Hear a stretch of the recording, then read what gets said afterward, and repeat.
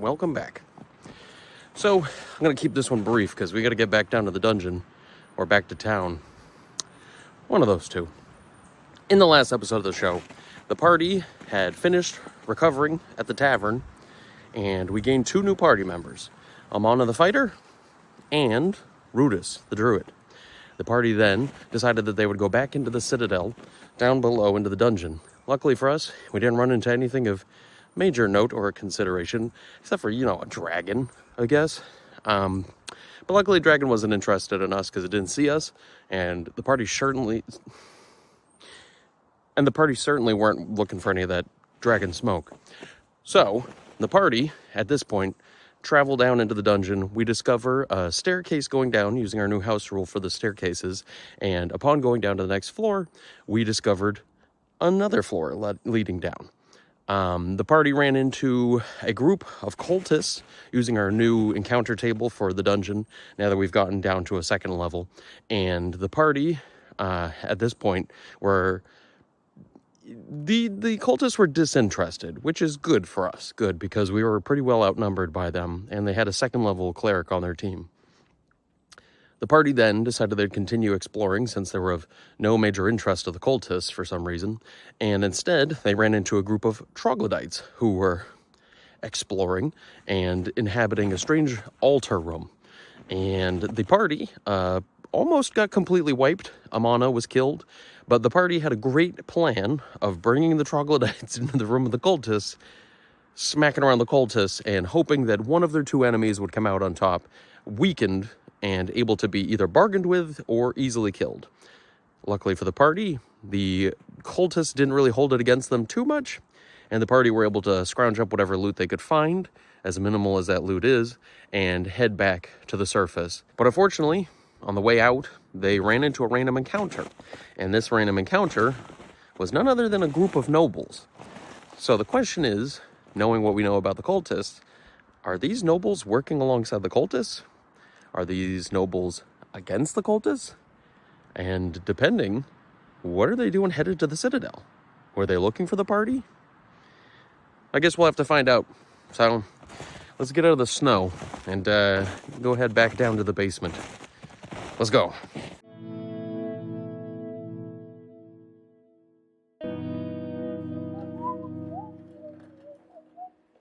Oh, hello. Some stuff in my pockets that I gotta unload.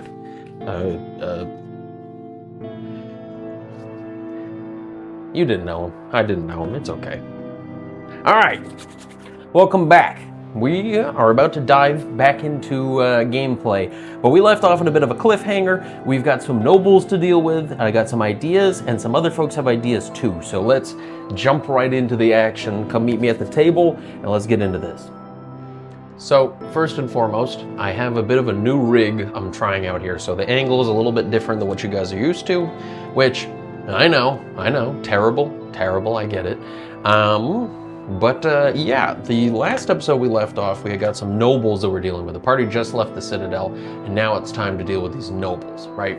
So let's, first of all, point out some cool idea that somebody sent me over here.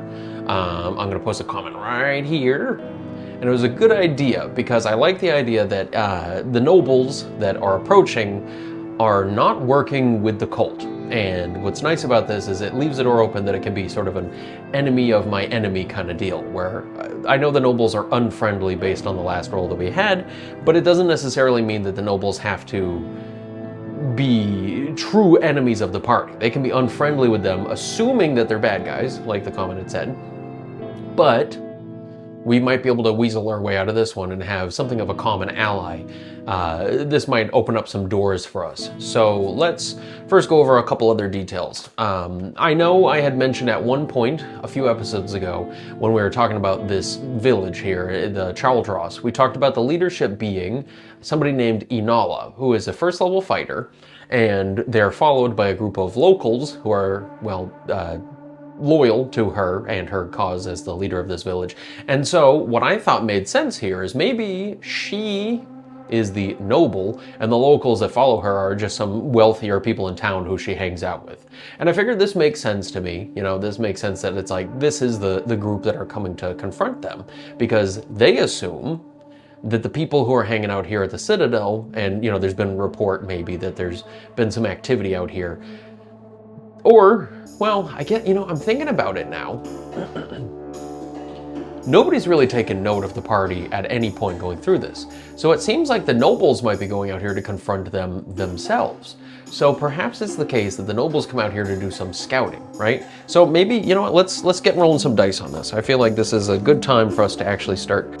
All right, so first and foremost, we got our D6 Oracle. So here's my question. Are the nobles coming out here in order to confront the cultists? So 6 is no and. So no, they're not coming out here to confront them. And maybe the nobles would know not to do this. Like the nobles would be afraid of doing such a thing, right? Okay, so in that case, are the nobles coming out here to scout the place out to see if the orcs are here or any other evildoers? 6 again. So no, they're not coming out here to scout on them. And they understand that the people who eat the fruit are likely sedated anyway, and they're not really too much of a threat. Okay, so are they out here to maybe broker a deal with the cultists? 1, yes, but. Okay, so yes, they are here to broker something of a deal with the cultists, but,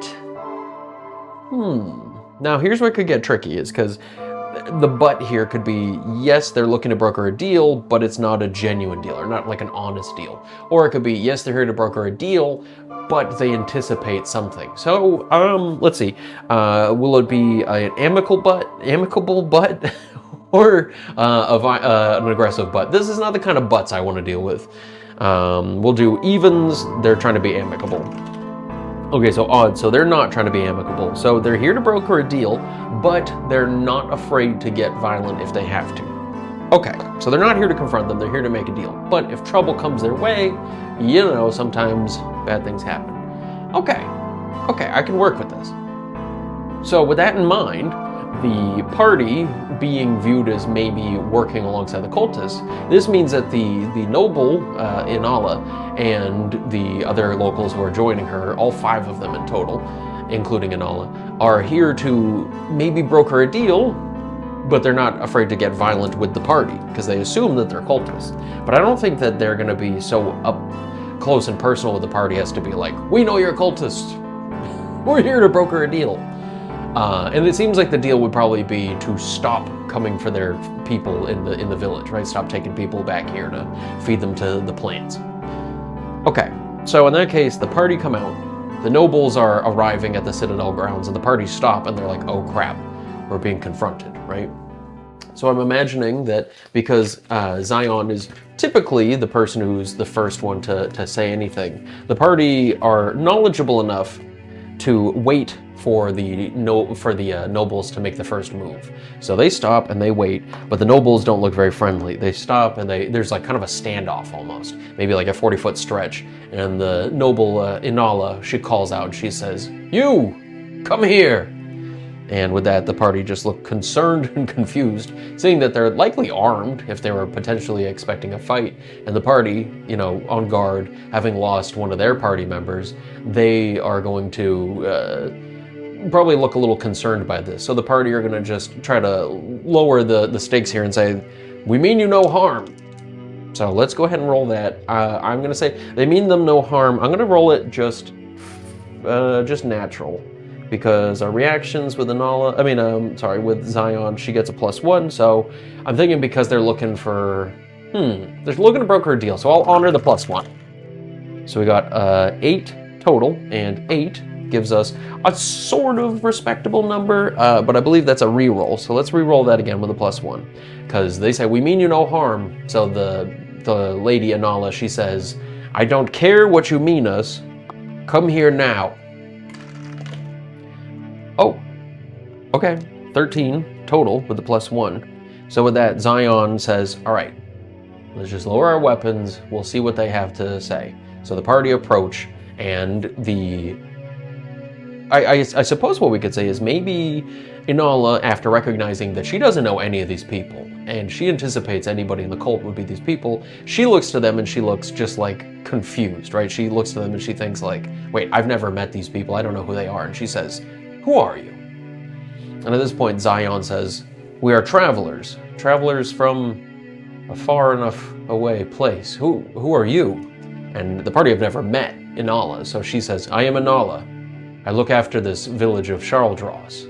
Now tell me, where are you from? And I imagine Zion at this point is going to feel a little bit more comfortable being like, okay, you know, our noses are clean, we haven't done anything wrong. She says, we are from Validar, to the west. And at this point, she probably looks a little confused and she says, actually, let's see if she's heard of it.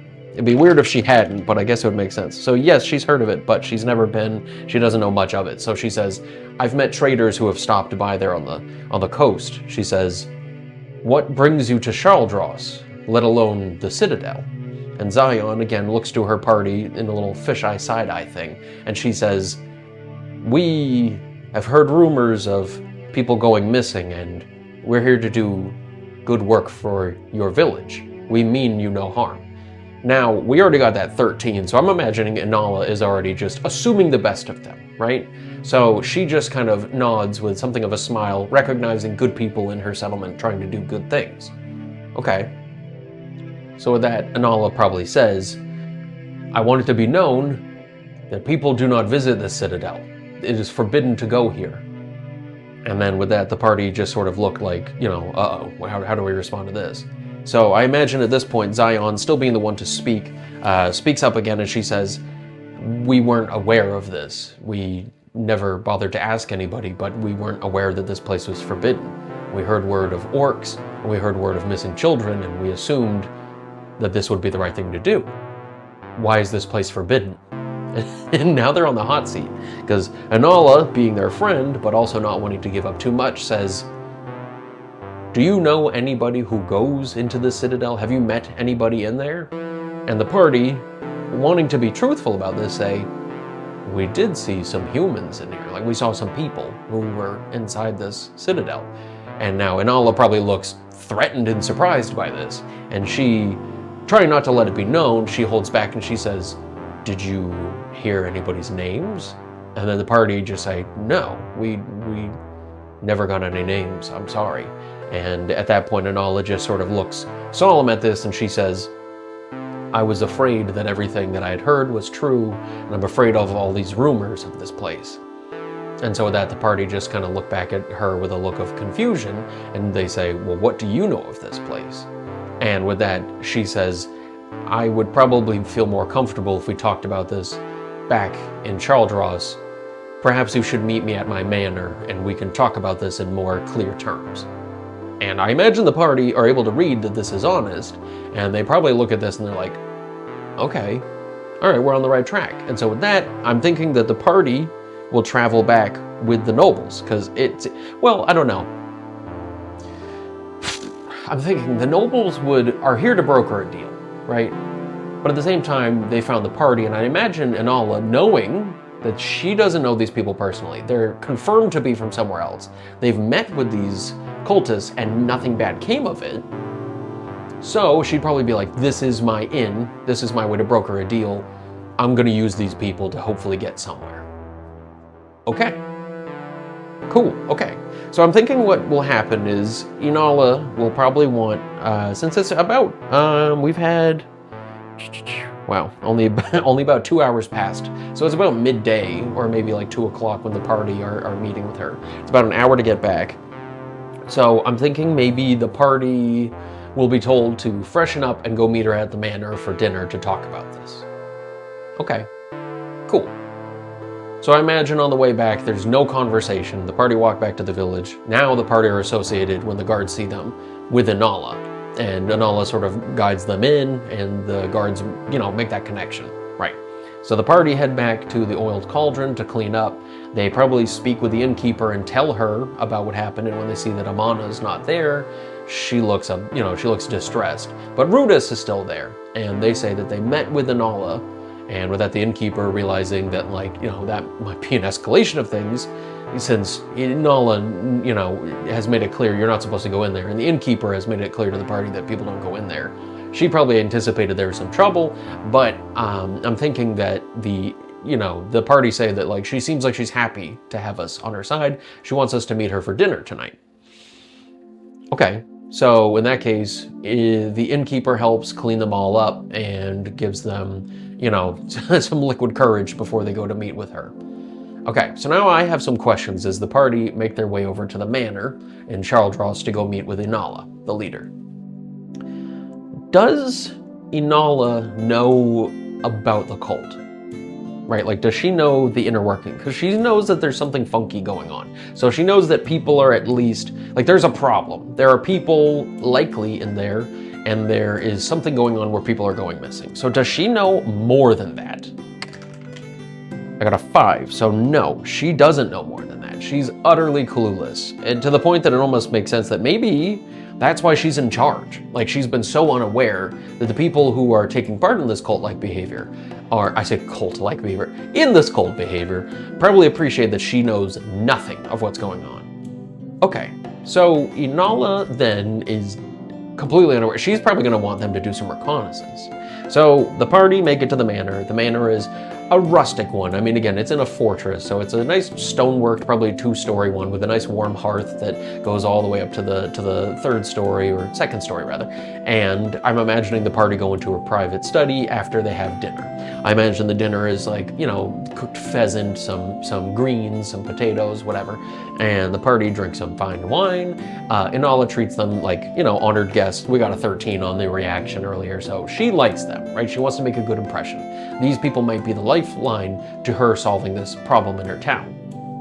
So, let's talk about it. Inala sits them down inside of the study, and she says, as they sit around the crackling fire, sitting in the nice chairs and whatever in this comfortable room, she says, "I don't know what you know of the Citadel, and I would hope that you would enlighten me on what you've learned." And the party, just amongst themselves, look a little bit puzzled because they don't really know much either. And so Zion speaks up and says, "Well, we don't know much of what's going on. We have just heard that people have gone missing and there's some strange business going on down there." And so they say, "We've lost a few good people when we've gone down there, and it's been, difficult for us, but we realize that there's likely something going on deep in there. We spoke with a watery spirit that claimed that there's some sort of a monstrous beast down in the bottom of this place, and that all the fruit and vegetation in that place is all kind of related to that monster in the depths below." At this point, Inala is hanging on their every word. She's leaning in, she's almost taking notes, right? And she just says, "And you heard this from a water spirit?" And they say, "Yes, there's a magical fountain." And so she's blown away by this. She just says, "This place sounds so like magic and fantastic." She says, "I'm surprised you've all made it out alive." And again, they say, "Well, we, not for having lost some good people." And with that, she apologizes and she says, "I understand, and I'm sorry that you've gone through such a thing." Now, here's my question. Now, moving forward, Inala is going to tell them, "I want you to continue to go down into there." Now, here's my question. Will she help provide resources for them to use as they continue to do this? 4. So no, but. Okay, so no, she's not going to provide them resources, which I mean like no extra soldiers, no extra weapons and gear. She's not going to provide them anything extra. But, here's the question, but. I'm thinking, but she's also going to make sure that the guards don't say anything, don't care, don't do anything, and it's going to make it feel a little bit different on that front. Now, I also want to know, does this mean the party will be able to start recruiting more people to do this? Like, she's not going to provide them. They're not going to be town guards or anything. But does this mean that the party are going to be more comfortable hiring people to do this and being more open about what's going on? 4. So no, but. So she's not comfortable with them being super open about this and doing all that. But she is comfortable with them doing it on the down low. So it's not like they're going to get in trouble for that. Okay, this doesn't make it easy for the party. Okay. So I guess to continue forward from here, now we need to think about logistics. We've got the idea that the party can hire more people without getting in trouble. They're not going to get in trouble with the guards for going out and doing this, and she's not going to provide them with anything extra. So the party are going to ask the question, will there be a reward for whatever information we give you? And with that, she is,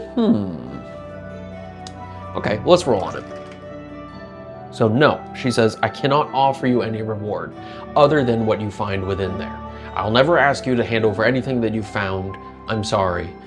And this is kind of tough because I'm like, as the party, I mean, this is kind of a crappy deal when you think about it. And it's hard because I want them to negotiate. So maybe what we can do is let's press this. Let's roll a reaction. We're gonna have Zion say, we are just one party of people. We beg of you, can you please help us even just a little bit? So with that, with a +1, that brings us to a 10. So it seems like reluctantly, she will change her mind. I think that when we say she's gonna help us, I want to, how do we adjudicate this? I'm thinking maybe what we can do is we can roll on a d20, and whatever we get is how much she's gonna help us with. If it's a really high number, then she'll completely flip. She will help us with bodies and with arms and yada, yada, yada. And on a 1, she's gonna say, I'll offer you a small reward for your services. You know, it'll be kind of a, scale like that. So we got a 16. Okay, 16 is good. I'm thinking that because we're on the greater half, I'm gonna say she will help out by offering over some of the guards. So she'll say, I am willing to offer you, maybe what we'll do is we'll do, for hired mercenaries, why don't we say she'll offer 1d4 mercenaries to join the party? Oops, 4, that would have been sweet. 1. She offers 1 mercenary to join the party. And with that, the party reluctantly agree. They say, okay, that'll do. If that's the best you can offer us, that's understandable. And then she says, I'll offer you reward for whatever information you can give me. And the party seemed to be a little bit more understanding with this. So now a little question on my side of the fence is, are we gonna roll up a new character, or are we just gonna do something of a mercenary, right? I think it would probably make sense if we just did like sort of a man-at-arms kind of character to offer, that way it's not like we have to offer some, make a whole brand new character or anything like that. It might make sense if we just grab just some random schmuck from the book. Maybe we'll treat them like a brigand or a bandit, and it'll just be a very simple character. So let's see, make sure the stats make sense. Yeah, they would have 1 hit point. 4 hit points. That makes sense. Okay. Yeah, why don't we do that? We'll just say that they operate as the 1 hit die character. Something of like a torchbearer, somebody super simple. And then we'll give them a name. She will entrust in them one of her guards, and that guard's name will be I don't know. How about his name is Jamel. Okay. Cool. So now that we have Jamel joining the group, she says he is one of the newer people, but I think he's brave enough to handle this sort of responsibility, and I entrust him with you. If something happens to him, I understand that this is a really dangerous occasion. He's willing to do this. Just please don't put him in any danger that's undue, right? Okay, so now the party, having this sort of blessing from Anala here, they're gonna head back to the oiled cauldron and they're gonna get some rest. Okay.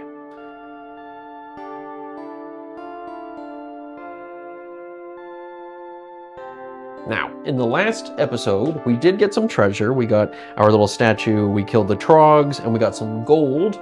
So everybody, after I did the math, gets 230 XP each. So I'm really quickly going to add that XP onto here. Alright, so with the power of editing, our party are now at the point where I did all the XP, and we actually got a level up. Tammin is officially at 4,537 XP, because he got his 5% bonus, out of 4,500. So at this point, he reaches level 3.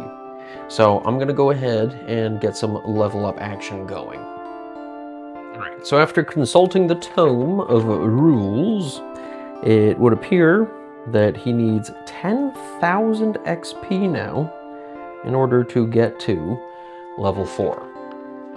He also gets a D8 of health, but before we do a D8 of health, I do want to roll up his stat increases if we got any. So going down the line, on a 6 on the D6, we'll get a +1. Oh my goodness. All right, we started with a 16. Wow. Ranger with a 16 is going to get a +2 to his strength and to his damage. Sorry, his attack and his damage, which is wild to say the least, and I am certainly excited about that. His open stuck door chance is now a 4 in 6, which is rad. Yeah, wow, couldn't be happier about that. All right, intelligence, 3, so nothing. Wisdom, a 6. Okay, so definitely, I think that surviving this long and having fought so hard, he's definitely growing a bit. Both mentally and with physically. So dexterity, no bonus. Constitution, 3, so nothing. And charisma, definitely not. Okay, but that +1 to attacks and damage is great, and the bonus to wisdom, we're definitely growing. So now we get to do a D8 of health for our level up. So let's go ahead and roll that. An 8. Whoa! Snap. Okay, so our maximum hit points is 23. My goodness. Wow. Okay. Unfortunately, we are wounded from the last time we played. Everybody is. So now that we're at the tavern, I believe what we're going to do, just considering healing and all that, our party are going to probably want to stay here for a while, all things considered. I think that it would make sense for our party to stay here at the tavern and regroup a bit. And I don't know that anything would really come of the fact that the party saw the cultists down below. Like, I don't think that that's going to really bite the party in the butt in any real way. I don't imagine that this is going to cause any trouble for the party. I don't think that they really cared when they saw the party. But it does make me wonder if, I don't know, like, is that going to change? Because it makes me wonder now that the boss has been, now that the boss monster down there in the basement has been figuring, now that he knows pretty well that the party are around, I'm wondering if the boss monster is going to be more concerned. So let's roll the Oracle to see if that opinions have changed. So does our boss monster care that the party have made themselves known, have dealt with the cultists? So 3. Yes, and. So yes, it does care, and maybe it's going to instruct the cultists to instead kill the party on sight, and we'll treat them like super hostile, just like the troglodytes. Okay. All right, I can work with that. So after consulting the rules too about resting, it says that we earn 1d3 hit points per day of complete rest. I'm willing to suggest that the party spending a long time here. I remember there used to be a rule where it was like if you spent more than a week, you would get additional healing, but I don't think anybody really. I'm going to also take the average. I'm going to say 2 hit points per day. So for instance, Todrick would need 4 days in order to get to maximum hit points, 14.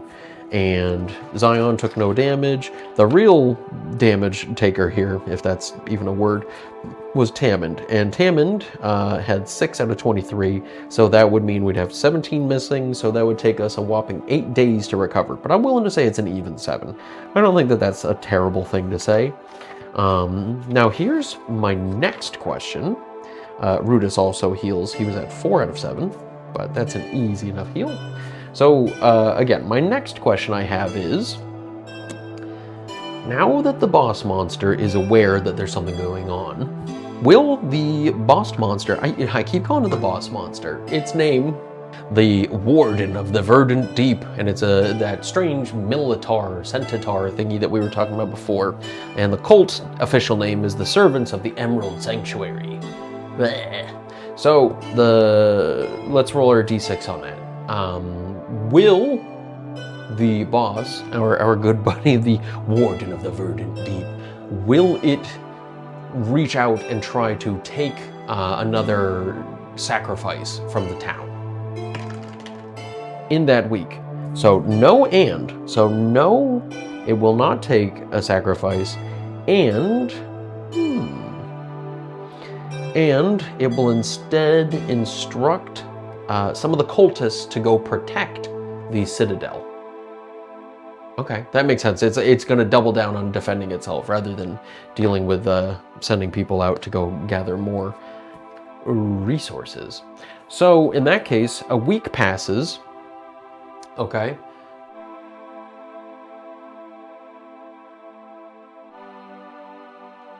So I suppose now it's time to dive back into the fray, and the party, joined by Jamel, are going to head back to the Citadel and try to get back into this dungeon, not knowing that there are going to be cultists guarding the entrance. Okay, so let's get rolling for our weather and random encounters and all the good stuff.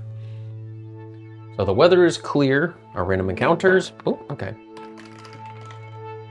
We got no random encounters, and I think now we need to roll for a bit of surprise. We know that the cultists are going to be waiting for the party, and let's check how many we have waiting. So acolytes, random encounter, is going to be 1d8 of them. So let's go ahead and roll that real quick. 6 cultists will be waiting in the Citadel.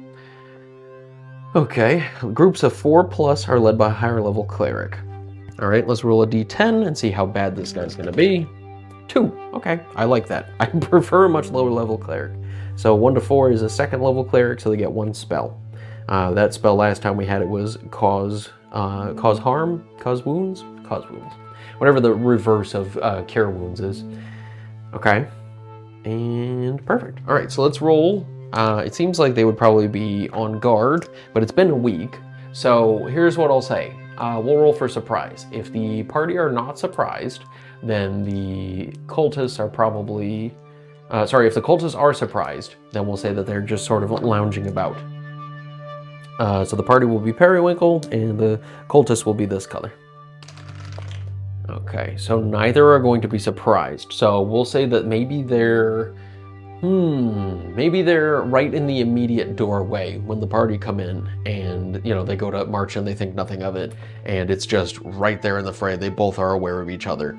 Well, I guess that would be if they were both surprised. So I guess if they're both aware of each other, the party probably see them up on the pinnacle of the tower, looking down at them, and the cultists are up top. The party see them, and at this point, I imagine Tammond points up at the sky and he says, "Wait, look!" And he points up at the building, and they see the cultist staring back down at them.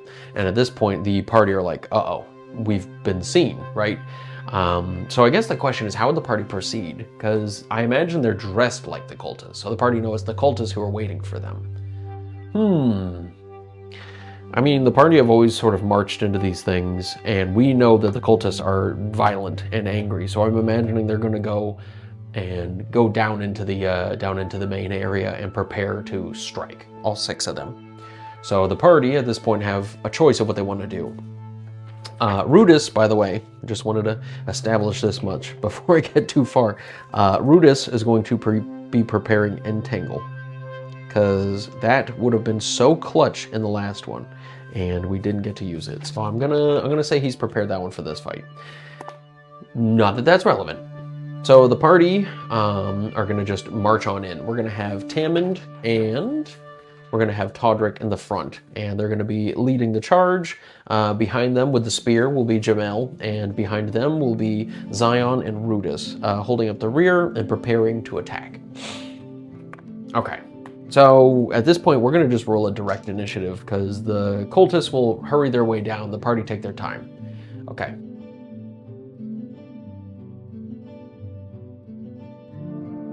So the cultists are going to be waiting to attack when the door opens, and the party are going to kick the door in and just run in, hoping to find something to smash. So initiative, party periwinkle. All right, the party sees the initiative, so the party kicked the door in, and the cultists, as they're coming marching into the fray here, are not ready for the party. So I'm going to draw myself a little mini map just so we got an idea, and I'll flash the picture of that entryway up here. So there's the entrance, and the party are running in, and we have our party coming in this way, and the cultists are going to be basically on the stairs making their way in. So the party are going to just charge right in on those 6 cultists. And I think it's 6 plus the 1 is the leader, which that could be scary, but I think we're good. So first and foremost, let's have Tamond try out his new strength, as he's gonna just come full speed charging in, and he's just gonna go charging straight to the front to deliver a slash with his longsword. I imagine the lead cleric is gonna be right in the front, but I got a 7, and I don't imagine a 9 is gonna be a hit. So I'm gonna go ahead and pass that. The other person rushing in was Todrick, and Todrick got an 11 plus, with the Wrath of Corrupt. Ooh, that's a +3, so we got a 14 total. All right, let's double check what our acolytes have for armor class, because that's probably a hit. And that'd be pretty nice. Acolytes have an armor class of 2. Wow, okay. 2 definitely makes this a lot harder. That means we're only hitting on like a 17. Snap, these guys are decked out. I guess that makes sense, right? These are, you know, okay. So the Jamel was behind with a spear, so he's gonna get to attack from in between. Got a 2 and disappoints everybody. And now we're gonna have Zion shoot from the back. And she also got 13, so that's a miss. And Rudis can't really do much now. I don't imagine he's going to try entangling because there's... Oh, you know what? Let's double check the entangle rules. Alright, so with the rules of entangle there, it makes sense that we would try and have him lob the spell into there behind them so that the roots on the walls would grasp at them and hold them from getting any closer to the party in case we needed to do a retreat. So he's gonna cast that into there. It's gonna grab at them. Let's roll for some saves versus spells. I'm gonna double check what our acolyte saves is. Maybe I should keep this book open. Yeah, that might, you know, that might be helpful. So save versus spells is a 15 plus. So we have 6 of them and then the 1 leader. So first one does not pass, second one does not, third one does, and fourth one doesn't, fifth one does, and the 6th one doesn't. So we got 2 passes, 4 fails. The leader does not pass. Okay, so everybody who does pass, as per the rules, it says they will move at half speed through, everybody else is stuck. Okay, and it says that the creature is entangled and cannot move. So I'm thinking what we'll do is, having been entangled, the party are going to start to back up and try just shooting at them with ranged attacks as to, you know, not deal with this. I'm almost wondering if the party would probably take 1 prisoner and call it a day. But unfortunately, since we're in melee combat, the ones in the front, entangled or not, are going to be able to attack. And that includes the leader, who is likely going to be using the spell of cause wounds. So let's go ahead and have the 2 people in the front. We had our 2 characters in the front. They're going to be attacking. So one of them is the leader, so he's going to be ignored, and the other one's one of the cultists.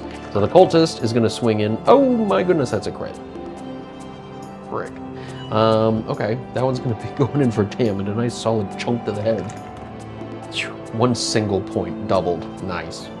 You know, that's the kind of thing I'm always so happy to see when we get a crit, is that sweet little 1. All right, so now let's see if our little dwarf companion is going to be good at blocking this spell save.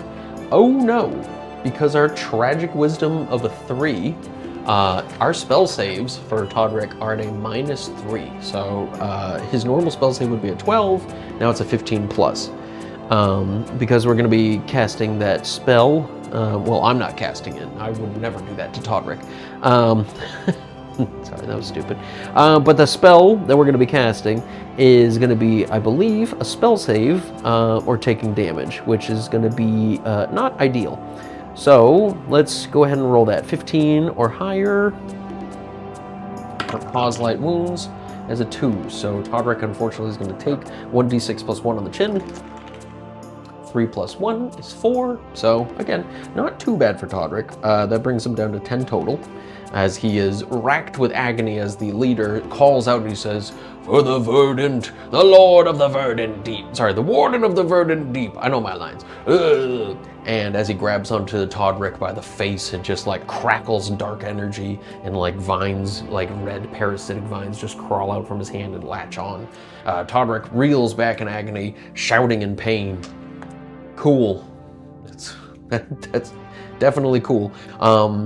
Okay, and then the cultists behind just sort of stand at the ready to jump in, or, unfortunately, are held in entanglement. So the party, on this next turn, are planning on doing a fighting retreat. They're going to take one swing and back away, and then we're going to have Zion shooting, and yeah, okay. And the cultists, on the other hand, the ones who can move, the 2 of them who can move, are going to try following them and pursuing. So, okay, let's do it.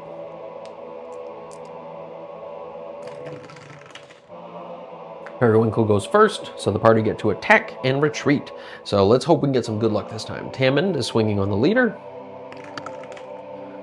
Ooh, 16 plus 2 is a hit with an 18. Nice, just 1 more than what we needed. Let's hope this is enough for a kill. The leader is going to have 2 hit die, so he's going to have, in total health, 9 total health. So there's a chance we can kill him with a 7 or an 8. So let's... That is a 3, so 5 hit points. He slashes at the leader of this group, you know, climbing over the reach of Todrick and just slashing this guy across the chest. Todrick, who also would like to see the leader dead, swings in as well. Todrick got a 19 on the roll. Woo, wee. And with the axe, the Wrath of Karuk, our strange giant bone weapon, we got a d6 plus 3, that is 8. 8 is a kill, so he just cleaves the leader and chops him straight in half. Well, not straight in half, but, you know, cuts his chest wide open. Let's roll for the morale for everybody else. Let's see, an 8. I'm hoping the Acolytes have a 7. Acolytes' morale is a 7. So yeah, no, these Acolytes, after seeing their leader get cleaved, they're definitely going to flee on their next turn. So for right now, however, Todrick and Tamond back away defensively. Zion gets a shot. Oh, Jamel gets a swing too. 16 with no bonus is not good enough. Unfortunately, he was right there. But on the fighting retreat, he backs away. Zion is going to get to shoot. Zion got a crit too. Woo! Okay, so with a crit, we get a d6, and it's going to be times 2. Oh, 12 points of damage. Okay, so one of the 6 is just shot straight in the head, one of the ones in the front, and he just falls straight to the ground, held up by the roots that Rudis had cast, the entangling roots. So we still have 2 that can move, and we have 3 that are entangled. One of them just died, and the leader is dead as well. Okay, so on their turn, the ones that can move are going to pursue the party right before we break on morale. So the 2 that pursue are going to move at a snail's pace through here. Let's double check their speed, because if their speed is decent, then we're going to be able to pursue fully. But it doesn't look, yeah, they have 20, so they move 10 feet. So they're not going to be able to reach the party. So they climb to the front of the roots, and then they stop. They see the bloody, gory mess in the front, and they're going to book it the other direction. So we know we failed them on morale. Let's see how we roll in the next round for initiative. I'm thinking that while they're all entangled, Tamond will chuck a javelin, and we will have Zion shoot, and that seems like fine enough. So the party lose the initiative. So the 2 people who are in the front are going to snail pace their way back. Everybody else is going to scream in horror, sitting here tangled up in the roots. The party are going to go ahead and start firing in on them. They're restrained. I'll give them a +2 on the attack, especially because the other 2 are fleeing. I didn't really designate whose shot was whose. I'll give Zion the better shot here with a +2 because they're fleeing, and a +1 on the attack roll gives her 16, but she needed 17, so unfortunately, no cigar.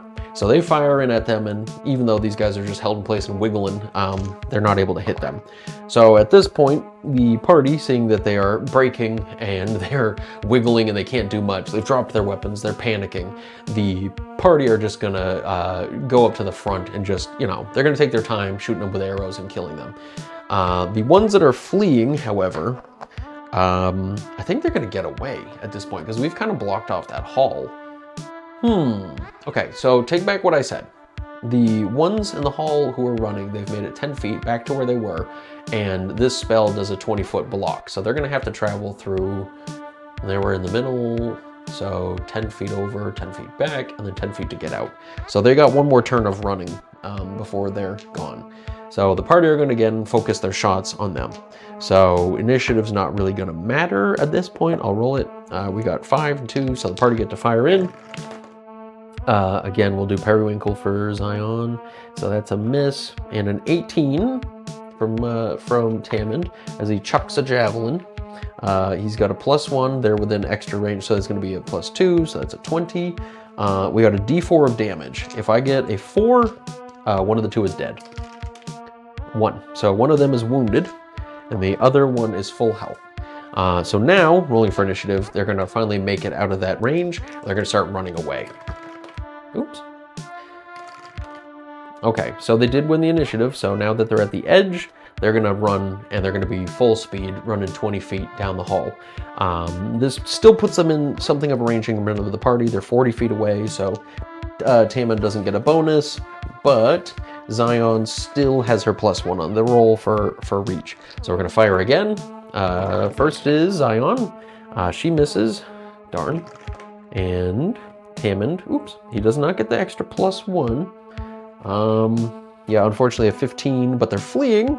Gives us +2, so 17, that's a hit. So again, we're gonna throw it at the wounded one. Another 1, so he's bloodied, but he's not killed. Let's double check our map real quick. So looking at the map, we do have that little stairway that goes up. So we've got another like 30 feet to play with. So we've got at least one more turn before those guys are completely out of our sights. So they've made it 40 feet away from the party. And then we got 20 feet to the stairs, and we've got the additional wraparound of another 30 feet. So we've got a couple more turns to try this. Okay, so the party lose the initiative, so now they're at 60 feet away. That puts them at the base of the stairs. And the party are gonna fire in. Again, we got Zion with an 11, they're fleeing, so +2 makes it 13. Her bonus gives her another +1, and they're outside of that range. So, well, they're still within it. No, never mind, they're out. So yeah, nope, no shot. Okay, let's see if Tamond can make good of this kill. 14, they're fleeing, puts it to a 16 +1 because his bonus, and they're at 60 feet, so he doesn't take a penalty yet. We get one more try. 3. Okay, so one of the two of them is dead. Okay, so hit with the fourth javelin. So Tamond only has 1 left. So in this next round, we're gonna have him running again.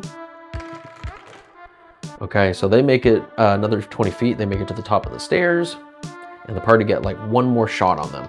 Now again, the reason why the party aren't pursuing and chasing is because those entangling roots will go after the party. So I can't risk having them get stuck there, and having the wiggling, freaking out cultists that are left behind would make it difficult to travel through no matter what. So, okay, so they make it to the top of the stairs, and the party are gonna shoot in. We've got Zion. 4 is a miss. 5 is a miss as well.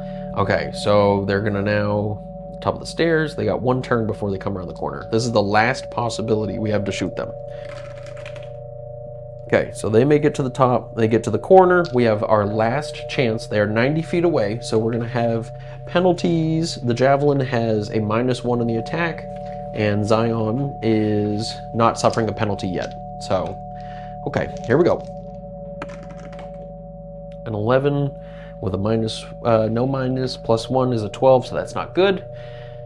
All right, I'm begging for a crit. Let's see if we can get a crit. A 10, unfortunately a 10 -1 +1 is still a 10. So this guy gets away, and he runs around the corner screaming in fear and running probably, likely to the trapdoor to get away. So now we're dealing with the leftover people here. We're gonna have our buddy, I guess the party, Todrick probably, because he's got the stomach for it. We're gonna just hack through the people that are still here and fearful for their lives and leave one of them alive. So naturally, we've got one cultist left in our grasp. I imagine Jamel sees all this and it's just a kind of a wake-up call for him. I imagine he's a bit of a rookie, right? So this is all new to him and he's definitely freaked out by it. So the party are going to interrogate this guy. He's still tangled up, it's wrapped around his legs and it's just holding him tight, like crunching his legs, you know what I mean? I imagine that scene in Jaws, this is gonna be super weird reference, but it's that scene in Jaws where the rope from the barrel cuts around and locks onto his legs and squishes him, and you hear that straining, crunching noise as it grips tight. I imagine the roots, Rudis is really channeling the roots to tighten on him, and this cultist is screaming, and he just says, "Please, just kill me!" The party instead have Todrick walk up front and he gets the axe there, the Wrath of Karuk, ready as he's about ready to chop into this guy's chest like he did for everybody else. And Zion, playing good cop, yells out and she says, "Now hold on." She says, "You tell me what I need to know and I'll tell my dwarf friend to spare you." And with that, let's see what we get. I'm gonna say +1 because he's terrified. I think that makes sense. He's willing to take any lifeline he can get, but he did ask for death. So, maybe he knows to be afraid. So let's just roll it flat. We got an 8, so that's a reroll. So the threat, he just kind of sits there and he's like, no. 6 brings us to another neutral, and she says, "I want you to tell me what you know, and I'll let you live." And he says, "Let me live? You call what's gonna happen to me life?" So 5 total means he says, "I won't tell you anything." And with that, she, I guess, So he says, "I'm not gonna tell you anything. I wouldn't help you even if I liked you." I guess. And at this point, Todrick prepares the axe and maybe he lowers it to the guy's neck and he says, this is a kind of what I imagine is like the last chance part of the threat here. And he says, "I'll chop your head off and I'll send it back to town so they can see who you really are." And at this point, Zion just, maybe a little bit surprised by this bad cop performance too. And the cultists, probably not caring too much about what people think, but maybe there's a glimmer in there. Would he care? Let's roll. Oracle says 1, so yes, so yes, he would care, but not enough to influence him at this point. Okay, so we'll roll 1 more, and this one's at a -1. Reaction. Oh God, snake eyes. So no, cultist is dedicated to the cause, and so he spits at Todrick, and he says, "I wouldn't tell you," and before he can even finish, Todrick, with the Wrath of Karuk, just cleaves this guy straight in the chest. He gurgles, blood splatters, and the guy just falls limp with the roots holding him up. At this point, Rudis looks disgusted, but understands why this happened. And he just sort of looks away, and the roots go limp, and he falls to the ground with a thud. The rest of the roots kind of climb over him and begin to hold him tight. At this point, unfortunately the party weren't able to get anything out of that cultist. So, now the roots are gone.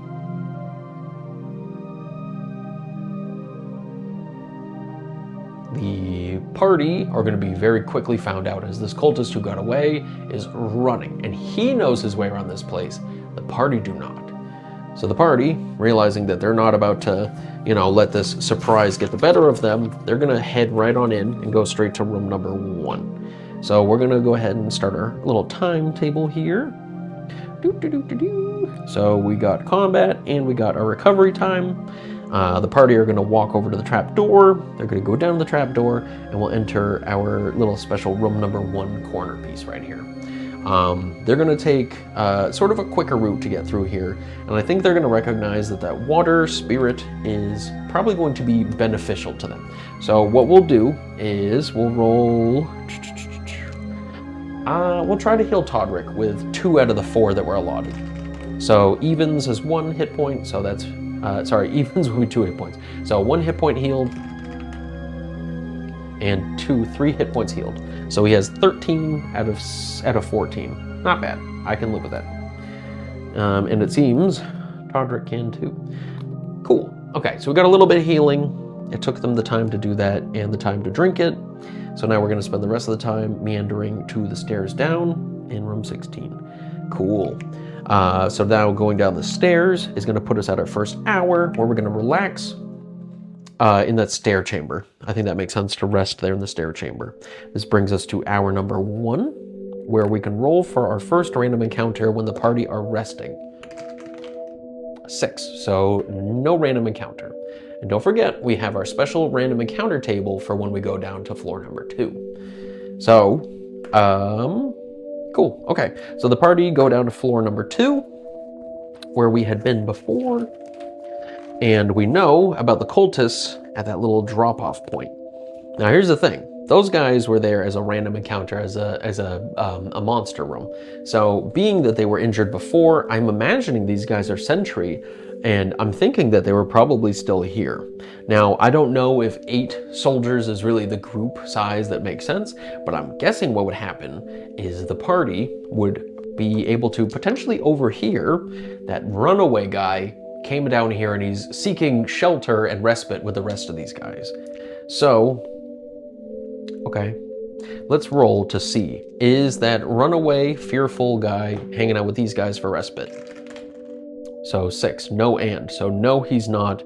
And he probably warned the cultists that the party were coming. So the party I guess the cultists would probably be more prepared and they would likely be like ready to strike. So I'm gonna give them a +1 on their surprise. They'll only be surprised on a 1.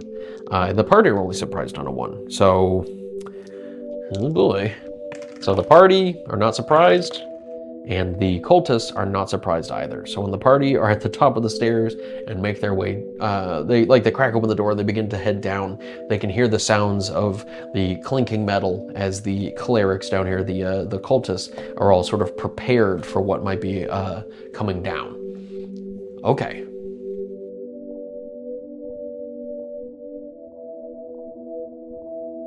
We're really just rattling off a lot of these cleric combats, or cultist combats rather. So the party, being sort of prepared for them, I imagine we're going to take advantage of the high ground while we have it.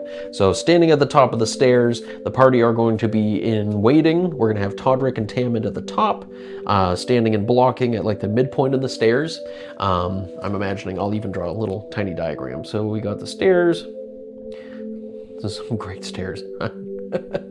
We're gonna have Zion and Rudis up here, and we're gonna have Jamel because he's got the spear hanging out behind them, and then we're gonna have Tamond and Todrick hanging out right there, and the cultists are gonna be having to fight their way up the stairs to get to them. The cultists hate them, so I don't imagine they're gonna try to fight like super strategically. They're gonna be just instructed to go in and kill. Now again, we have our cultist has a spell because he's a 2nd level acolyte, so that could prove to be kind of dangerous. So, all right, let's get into it. So Tamond shouts out, he says, "Hold the stairs!" And on the initiative, the party being Periwinkle, we got the 1, so the clerics, the cultists, get the jump on them. They run right up, and the 2 in the front, including the leader, charge right on in. I think last time it made sense that they went after Todrick, but this time what I'll do is evens, they'll go after Todrick with a spell. Oops. So Todrick again, I'm sorry, buddy. The other cultist in the front is going to swing in with his weapon, and he's going to swing it on Tamond. So Tamond, ooh, that's a 16. Tamond's armor class is a 3. This guy needed a 16 to hit. Dang, okay, cool. So we have 23 total hit points for Tamond. So that's a d6 of damage. 2 points, brings him to 21. That's very weird, I already had 21 there. I guess we already took damage now, didn't we? Yeah, we got a crit upstairs. So 2 points brings us to 19. All right, let's see if we can turn this around. Todrick is going to have to make a save now. He saves on a 15 or higher. 3. So another one of these crackling grip cultists grabs at the dwarf, and he takes 1d6 plus 1. Shoot, 7 points. I am glad that we healed first. My goodness me. All right, let's hope the boys can do what they do best. Todrick, and Tammond are going to do melee, but first we're going to have Zion shoot a shot because ranged goes first. 17 on that shot, so that's going to go straight for the leader, and the leader is going to have 5 hit points. That's it. Oh boy, I smell a kill. All right, 17 on the shot. Ooh, perfect. It's a shame that the shot, the spell already went off and really hurt Todrick, but 6 on the shot kills the guy in the front. Cool. So we've got the leader down. 1 leader. So we have, what am I trying to write here? So we have 1, 2, 3, 4. So we have 8 cultists total. So I'll put it in here. Cultists. We have 8 of them total. And we just killed the leader. Wow. Okay. So now that he's dead, Tammond and Todrick are going to swing in on the other cultist right next to him. And Jamel too. We'll roll for Jamel first. Let's throw him a bone. 18's a hit. Okay. All right. Let's go. And we're going to roll a d6 for the spear. 6. Wow. Okay. So 6 kills 1 of the 8 cultists who are on the stairs. So the leader and the cultist behind him, beside him, just fall backwards down the stairs, tumbling down, and they just fall down, bleeding everywhere. Tammond and Todrick, unfortunately, are, we got our rule of 10 feet, so they're actually still in range to go after the guys on the stairs behind them. And again, this is like a phalanx of all these guys rushing up the stairs to get a piece, so I'm giving it to them. Tammond and Todrick are going to follow through. Tammond got an 11 plus 2, sorry, so that's not a hit. And then Todrick plus 3, 20, love it. All right, so 20, it's a d6 plus 3. 8. So yeah, he cleaves into another one of these cultists on the way down the stairs, and he shouts out, his face bleeding from that strange wound that the cleric gave him. And he just screams out in Dwarvish some curse, and nobody really knows what it means, but they're all afraid. Okay, so for the next round, let's go ahead and let's roll morale. Okay. So they needed to get a higher than a 7. I'd imagine their leader's dead, so that number still remains a 7. So they're feeling good about their odds. They're bolstered by their the warden of the Verdant Deep. They've been instructed, kill them, bring them to me. Ooh, that's creepy to think about. So they're going to keep pushing. So we have 6 of the cultists left with no leader. So the party are going to just maintain their spot on the stairs and attack the ones that are left within that reach. Ooh, tied initiative. Ooh, okay, cool. So I imagine now that the party are going to keep moving down the stairs to meet them. So people move up, people move down, so that'll happen simultaneously, but ranged. Well, I guess the people who move, so the cultist who moves up will get to go first. Okay, yeah, that seems fair enough. All right, cultist moving up doesn't hit anybody up in the front, so that's easy peasy. We're gonna have one other cultist who's gonna be able to swing in, but first we'll do a ranged attack. So Zion shoots, she misses, and then we'll have the cultist up front who didn't attacks. 16 with no bonus. I didn't specify who it was going after, and that would hit Todrick. So we'll roll evens, it's Todrick. Okay, cool, so it swings in on Tammond. Tammond blocks it with his longsword. He's able to get it out of the way. Now, let's get our boys swing in. So Jamel, it's a miss from Jamel. Todrick, it's a miss from Todrick. All right, come on, Tammond. 18, that's a hit. Cool. So we got a d8 plus 1. That's a 6. That's another kill. Another one of the cultists chopped and swings down the stairs. Once we get to 4 deaths, we're going to roll for another one of our morale checks. So for the next round, they're going to keep filling in the ranks. So the party go second, so the cultists in the front, and one of them moves up to replace the other one. So we got 2 more attacks. 1 on Tammond. That's a miss. And 1 on Todrick. That's a fumble. Ooh, that guy trips climbing up the stairs. Probably slips in some of the blood, to be honest. Now the party go. Zion's gonna shoot. That's a hit. Nice. She deals 6 points of damage, sends another one of the cultists. He gets shot square in the chest, and he just grabs at his chest, and he falls backwards. The party, the two in the front, Jamel's gonna stab. A miss. Tamond. That's a miss. Todrick. That's a miss. So Tamond, Todrick, and them. Okay, but now we move into this round. We have half of them are dead, so we're gonna roll for another morale check. Again, if we get higher than a 7, they're gonna flee. 4, they are fighting to the death. They will not disappoint their leader. So with the 4 of them that are left crawling up the stairs, we roll into the next round. Party sees the initiative, and we are gonna just shuffle down on them. So we're gonna go ahead and move down. So all 3 of the attacks go first. We're gonna start off with Jamel. Jamel misses. We're gonna go to Todrick. Todrick with a 10 misses. Tamond, that's a miss. Now Zion's gonna shoot. That's another hit. Okay. 4 points is another kill. There are 3 cultists left as another one falls down the stairs. Oops. Okay. Cool. All right, now it's time for the enemy. So the other guys are gonna rush up and they're gonna swing. We got one for Todrick. That's a hit on Todrick. Ooh, Todrick has 6 hit points. Uh-oh. Guess I was feeling a little too ballsy.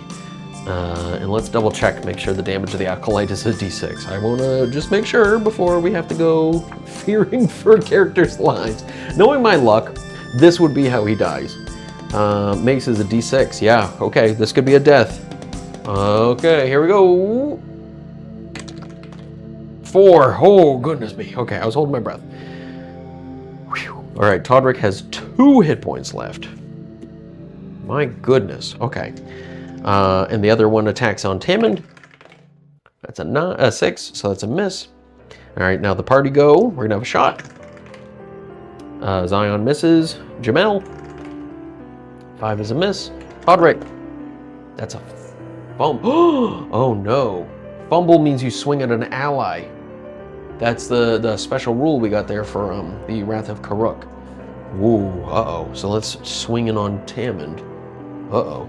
Tamond has a 3. Uh-oh. So a 3, he needs a 16 or higher. Oh no.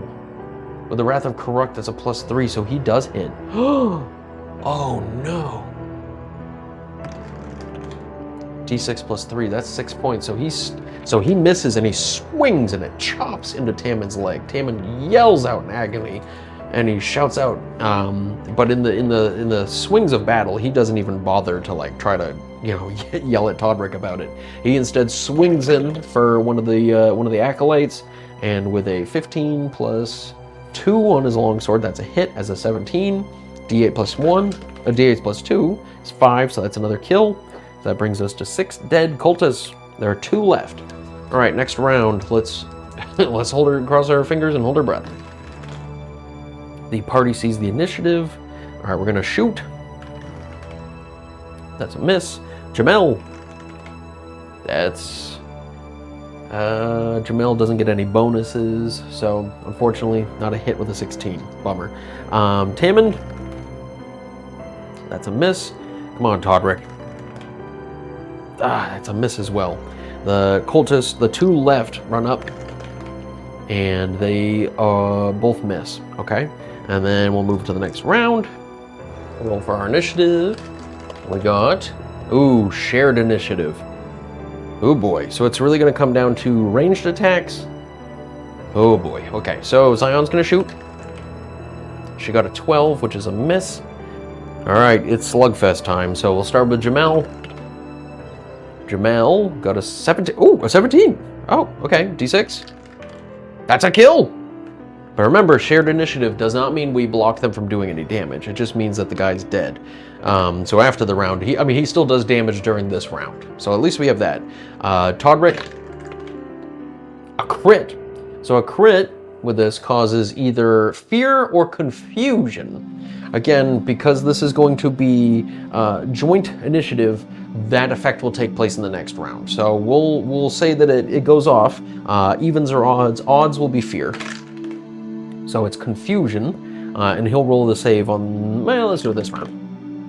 So he fails, so he'll be confused in the next round if somehow he survives.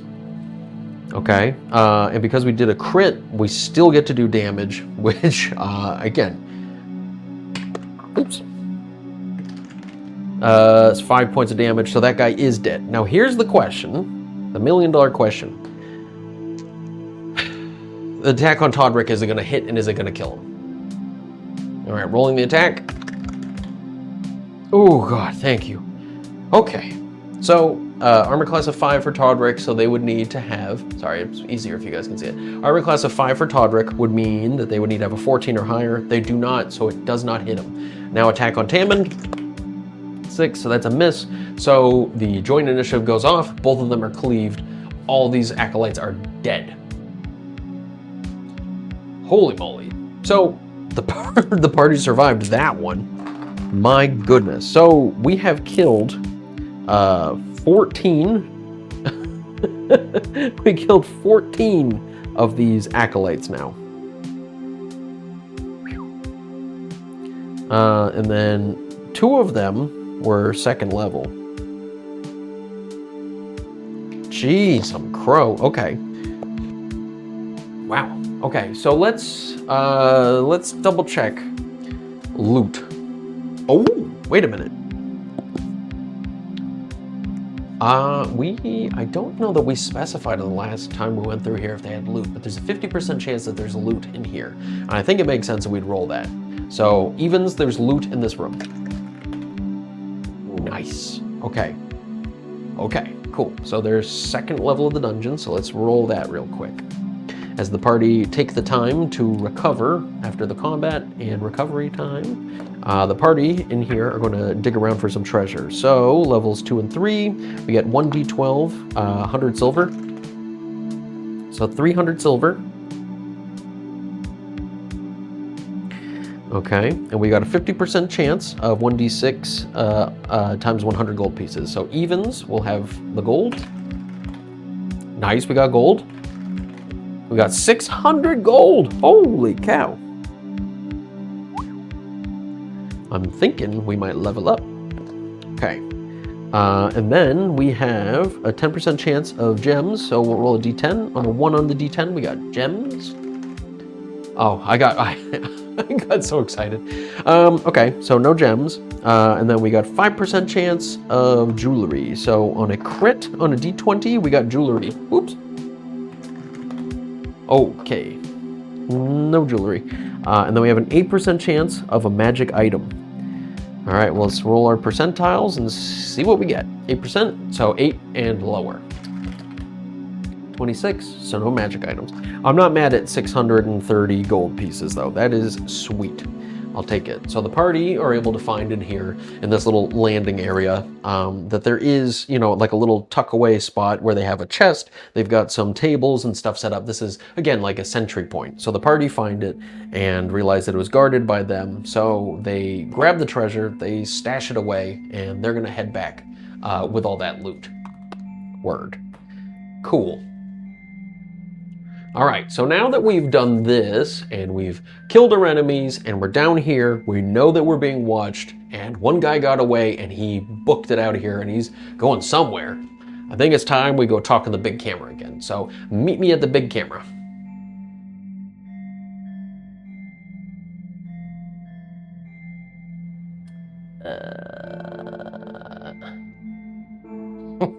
I told you guys about the new rig I got set up.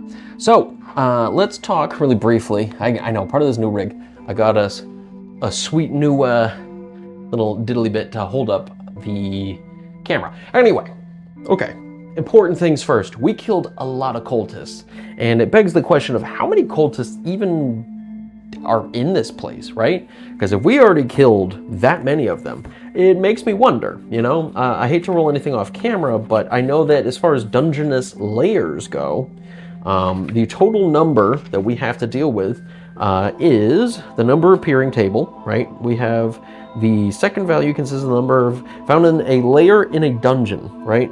So a monster layer in the wilderness, which is what this would be, would denote 5 times the number as the monsters in layer. So the cultists, we have 1d20, so it'd be 1d20 times 5. That's a lot of variability. I'm gonna go ahead and I'm gonna roll it, and I want you guys to see it, just so we have an idea for the next time what we're dealing with. So again, 1d20 times 5, just so we have an idea. A little unorthodox. Wait, what? 5? That doesn't make any sense. 11, so 55 total cultists. That makes more sense. Okay. Okay, so now that we know we have 55 total cultists in this place, this gives us an idea. We've killed 14. We've killed a lot of their cultist acolytes. So that landing group of the cultists there, it actually was kind of a significant chapter, like 20% of them down there. And I imagine this is the total number in the dungeon proper, right? So that's how many are in here. But there's cultists out and about, cultists in the town. So I'm thinking 55 exist in this place in total. And again, we killed 14. That leaves us with a good 29, 39 of them. I can do math. 39 of them, not including leaders, left. So we've done damage. The beastie at the bottom, the warden of the Verdant Deep, is aware of us and is not happy with us. I'm thinking this might be the point where there's a chance that the leader, I don't know, sends some big things after us, or potentially comes out to get us itself. So with that in mind, we've got a hell of a game leading up for the next one. So I want to say thank you for watching, as always. This one was a lot of energy, a lot of things happening. We got some moves forward with Anala, and it seems like, you know, the dialogue in the town of Shaldros is moving forward, and the party are getting accepted to be, you know, people who do well, and we've been accepted by the leadership to do well.